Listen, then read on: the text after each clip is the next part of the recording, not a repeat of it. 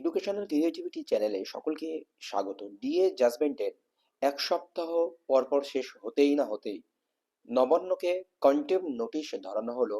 কেন order comply করা হচ্ছে না, এত তাড়াতাড়ি কন্টেম্প নোটিশ দেওয়া হলো?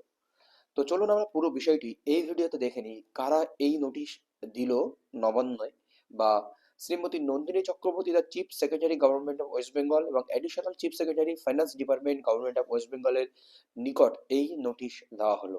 এখানে অ্যাডভোকেট নাম দেখতে পাচ্ছেন আপনারা, care of Sudipta Dasgupta, Sinjini Chakraborty. Advocate address এখানে দেওয়া রয়েছে 13ই ফেব্রুয়ারি 2025, আজই এই নোটিশ দেওয়া হলো। ক্লায়েন্ট কারা রয়েছে? মাই client Sangrami Joutha Mancha, represented by the convener Bhaskar Ghosh, having its office at 36C Ballygunge circular road and Alakpur, flat number এত। সাবজেক্ট কি রয়েছে? Deliberate and wilful violation of the judgment and order date 5 February 2026 pass by supreme court of India in civil appeal number 792-794। দেখুন, এটা এখন civil অ্যাপিলে পরিণত হচ্ছে 792-794। একটি ভিডিওতে আপনাদেরকে বলেছিলাম যে ডিএ মামলার পর্ব এখনো শেষ হয়নি, ডিএ মামলা এখনো অ্যালাইভ রয়েছে এবং 15 এপ্রিল শুনানির জন্য লিস্টেড রয়েছে। নতুন সিভিল অ্যাপিল নম্বর এসেছে, যেটি 2026-এ রেজিস্টার্ড হয়েছে with I number 72663 of 2025, arresting out of SLPC number এত এত এত, state of West Bengal and another versus confederation of state government employees west Bengal and ORS. এই হচ্ছে মূলত সাবজেক্ট।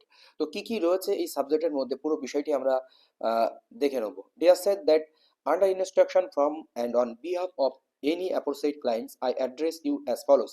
নতুন কিছু কি তথ্য এখানে জমা পড়লো, সেগুলো আমাদের দেখার বিষয়। That my aforesaid clients had filed and implemented application being I number এত in the special leave petition SLP number এত এত এত। The aforesaid matter was taken up for hearing and by virtue of judgment and order date 5 February 2026 first by honourable supreme court of India when the honorable court were inter alia please the pass following। এখানে যারা বলছে তারা implement application I নম্বর হিসেবে তারা ঢুকেছিল, তাদের দাবি এটি। তারা আই নম্বরের ইমপ্লিমেন্ট অ্যাপ্লিকেশন হিসাবে এখানে ঢুকেছে, ঢুকে তাদের মামলায় তারা প্রবেশ করেছিল, এরকম একটি বোঝানো হচ্ছে। ডাইরেকশন অ্যান্ড কনক্লুশন, মামলায় তারা প্রবেশ করেছিল ইমপ্লিমেন্ট হিসাবে। তাদের এই দাবি কি কি? ডাইরেকশন অ্যান্ড কনক্লুশন 59 যে প্যারাটি ছিল সুপ্রিম কোর্টের অর্ডারে ডিএ মামলা, সেই বিষয়টি এখানে তুলে ধরা হচ্ছে। 59.1 the appeals are partly allowed. 59.2 the received DRS allowance is a legally enforceable right. এটা সবচেয়ে বড় পয়েন্ট আর ভাইটাল পয়েন্ট। এটা যেহেতু লিগাল এনফোর্সেবল রাইট হয়ে গেল, that has accrued in favour of the respondent employees of the state of West Bengal. তাহলে legally enforcement হয়ে গেল, মানে পরবর্তীতে এই 2019 পর্যন্ত 2009-এর উপর ভিত্তি করে যে এরিয়ারটি দিতে হবে বকেয়া 25% থেকে শুরু করে, পরবর্তীতে 75% কমিটি ঠিক করবেন, ইত্যাদি ইত্যাদি বিষয়। তার পরবর্তীকালে যে বছরে দুবার ডিআই এআইসিপিআই অনুযায়ী এই লিগালি এনফোর্সেবল রাইট একবার যখন বলে দিয়েছে, এটার উপরে ভিত্তি করে পরবর্তী মামলা ফান্ডামেন্টাল রাইট থেকে শুরু করে বছরে দুবার সবগুলো এই অর্ডারের উপরে কিন্তু ভিত্তি স্থাপন করবে 59.2 এইটির উপরে ভিত্তি করে। Given it is incorporation in ROPA rules of AICPI is the standard to be followed by the appellant state of West Bengal for determination of existing MOU events. The employees of the appellant state shall be entitled to release of arrears in accordance with the judgment for the time 2008 থেকে 2019 and then 16 May 2025 we had passed the following order।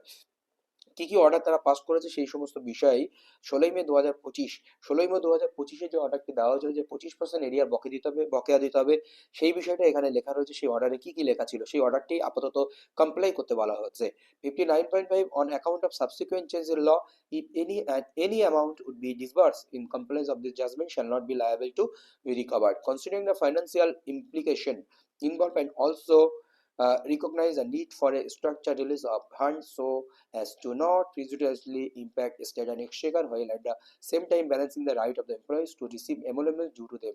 We find it fit of constitution a committee to monitor and the implementation of the direction issued যে committee formation করা হয়েছিল, এখানে fund release করতে বলা হয়েছে, financial deficit যদি সেই সমস্ত বিষয়গুলো তুলে ধরা হয়েছে, বা কাদেরকে নিয়ে কমিটি গঠন করা হয়েছে সেটা এখানে গুরুত্বপূর্ণ তথ্য তুলে দেওয়া হয়েছে। The import of the committee shall be in the consult with the state authorities to determine total amount to be paid, schedule of payment which then the state shall be bound to follow, periodically verify the release of the amount, the exercise to determine A and B shall be carried out over the 6 months। এই supreme কোর্টের জাজমেন্টগুলোকে এখানেই পুরোপুরি লেখা রয়েছে। এবার রাজ্য সরকার কি এই বিষয়টি মেনে নেবে, বা এই যে কন্টেম্পটের বিষয়টি, কন্টেম্প নোটিশ দেওয়া হলো, the copy of the summon judgment order date 5 February 2026 has communicated and 6 February was even received by you। 3 নম্বর প্যারায় এই সমস্ত সুপ্রিম কোর্টের বিষয়ে যে মামলার অর্ডার বা আইন নাম্বার ইত্যাদি ইত্যাদি, আর 25% যে ডিএ রিলিজ করার বিষয় ইত্যাদি ইত্যাদি বলা হয়েছে। তো এর পরে যে পয়েন্টটি রয়েছে, that under the circumstances as aforesaid you are hereby requested to forthwith act strictly in compliance of judgment and order date 5 February 2026 is entirely within 3 days from the date of receipt of the notice।